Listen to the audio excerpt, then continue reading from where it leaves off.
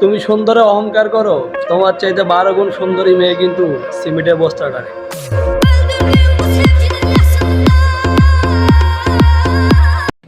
এই কাজটি করা তোমাদের মতো ঠিক হয় নাই, কারণ তারা আমাদের দেশে অতিথি, তাদেরকে সম্মান করে আমাদের দায়িত্ব ছিল। খেলার মধ্যে ফাউল হতেই পারে, তাই বলে এই কাজটি করা আমাদের মোটো ঠিক হয় নাই।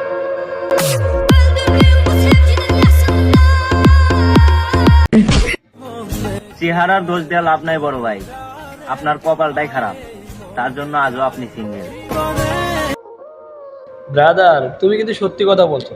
তোমার এই চেহারার সাথে বউ কিন্তু যায় না। বউ কিন্তু মাশাআল্লাহ সুন্দরই আছে।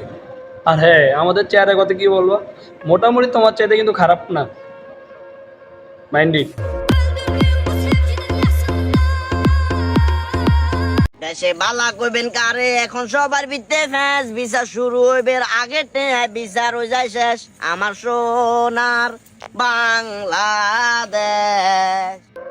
এই ভিডিওর কথাগুলো আমাদের সমাজের বাস্তবতার সাথে ঠিকই মিলে যায়।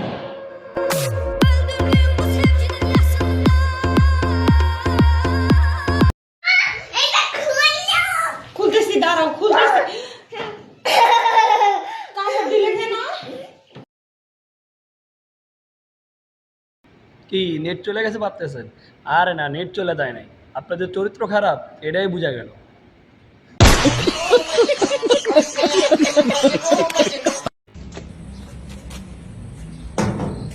আন্টি, বাসায় কি কেউ আছেন?